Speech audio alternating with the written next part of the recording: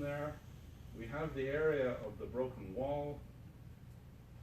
That means now we have a lower energy margin in that area of the bank. I'll be going in more detail looking at the sand waves, but right for now I will say that the sand will inevitably move off the bank and through the broken wall.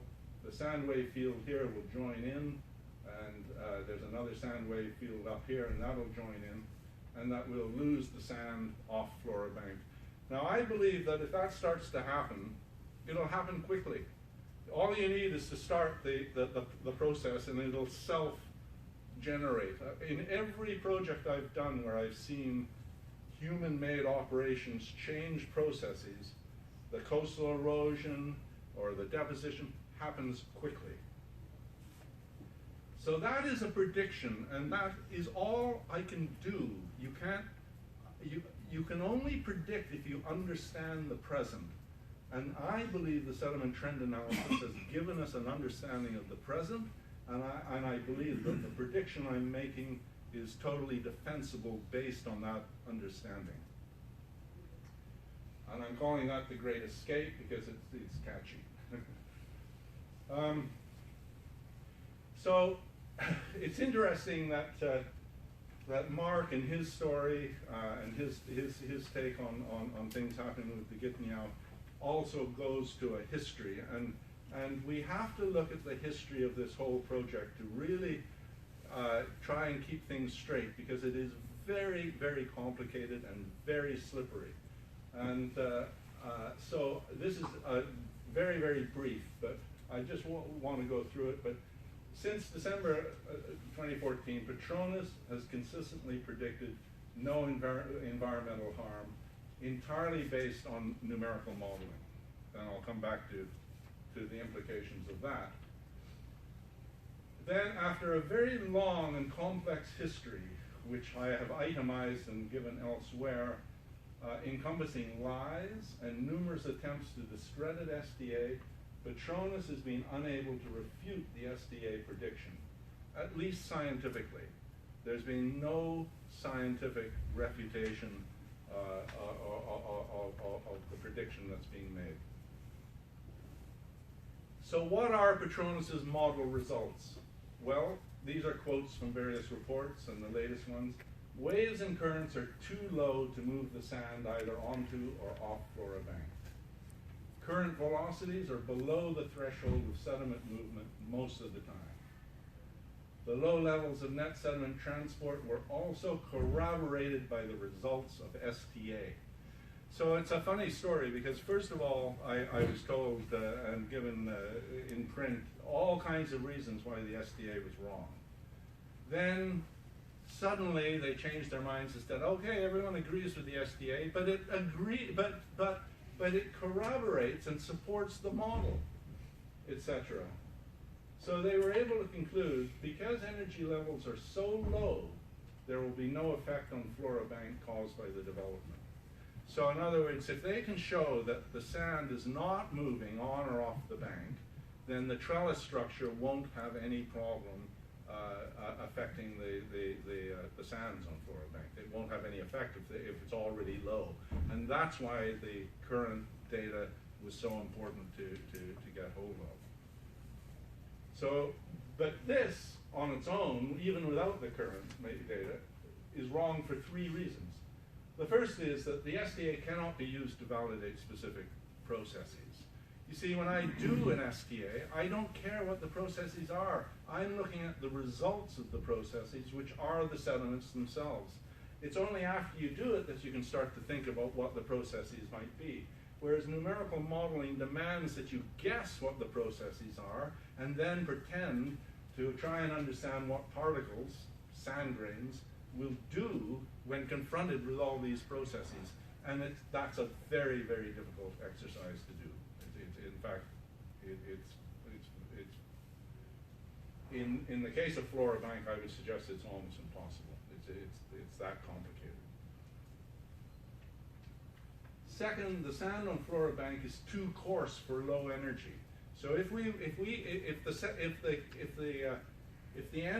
the currents are getting less on Flora Bank, we would have to see the sediments getting finer.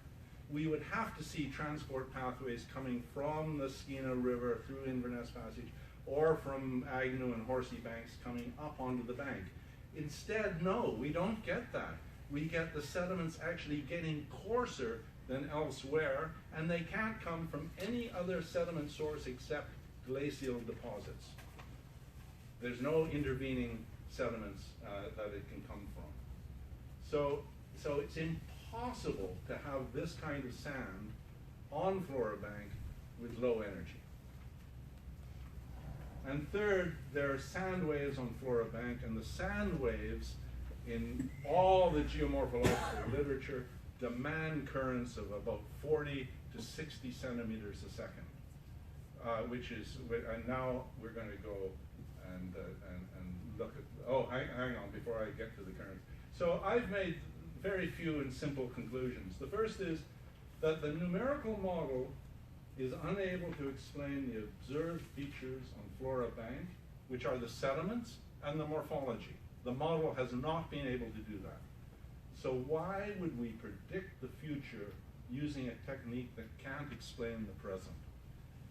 You see, the only way a model can be convincing as to its predictive power is to show that it can explain the present, because all we have is the present to understand, and the model cannot do that. So in my opinion, that negates any possibility of accepting the numerical model right now. There's no further need to go further, really. It also allows me to say that the risk of losing the sand from Flora Bank and the fishery is far greater than the risk of accepting the no harmful effects predicted by Patronus. And that's putting the statement in terms of risk.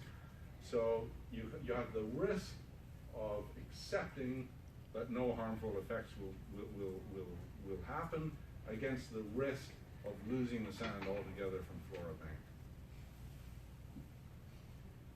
To continue, the SIA, DFO, and NRCan all suggested to Patronus that more current data actually from Flora Bank were required to provide more confidence in the model. That's being specified to Patronus. Instead, Patronus didn't do that. They provided a single current meter transect that everyone had kept secret, including Patronus, SIA, DFO, and NRCan are all, as far as I know, part and parcel of this secret, because it showed that the currents were in fact higher than the model predicted. And then they concluded, oh, I should tell you, you know, when they used this one transect that showed currents actually going up to 60 centimeters a second, and they accommodated that velocity by arbitrarily changing the roughness parameter on Flora Bank itself. So rather than change anything about the model, they worked out how to get those current velocities on Flora Bank by changing another parameter. And that is, you see, that's the public perception of models that they fell right into, that you can change a parameter in the model and get the result that you want. And so then they concluded that the new data actually made no difference. The currents are still too low to move the sediments on Flora Bank. So that is when the Gitniao allowed me to go and get some current data and try and see exactly what we are dealing with. And to do it, we used an acoustic Doppler current profiler, which is a very fancy transducer, which this is just on my little dinghy that we used. This is the only photo to prove that I actually went and did this. I was too busy otherwise to actually take photos of the operation. But it's a fancy transducer that is able to measure the currents down through the depth of the water column as you tow the instrument along through the water. So we attach the the little raft beside the hard bottom inflatable that I had, and that's just a screen of the computer that I was looking at, and I can see the kinds of currents that we're getting as we go through the bank, go through the water. So what we did was, it was very important, I thought, to get currents at the edges. So this is called Route 1. And I was able to go back and forth on Route 1 8 times in the course of tidal cycles.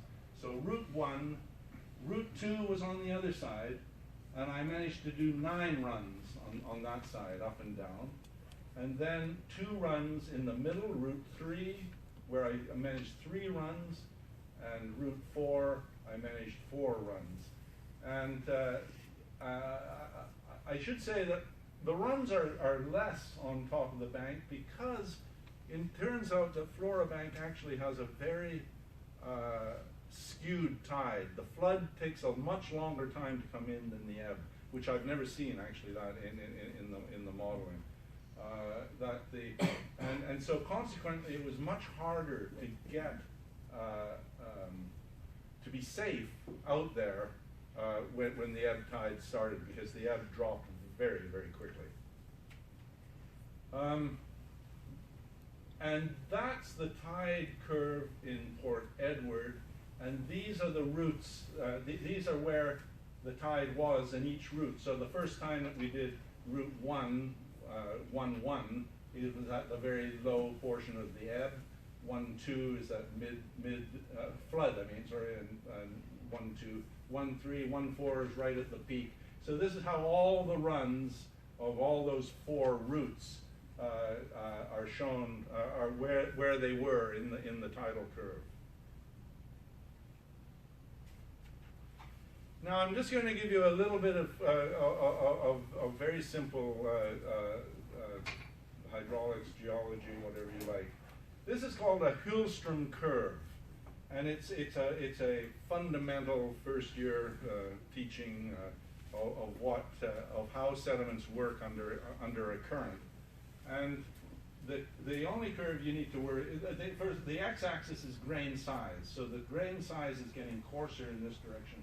The currents are getting stronger up the y-axis. And we're only going to really look at this curve, but where this curve is really low, that's in about that's really the start of sand. So when you go sediments getting finer into the silts and muds, it gets cohesive and it sticks together. So it takes more current to move the really fine sands because they stick together. Whereas once you're at the sand, it's no longer cohesive, and it takes stronger currents to move just larger sand grains, right? The larger the material gets, the more current you need to start to move it. Now, Flora Bank is at a grain size of 0.36 millimeters.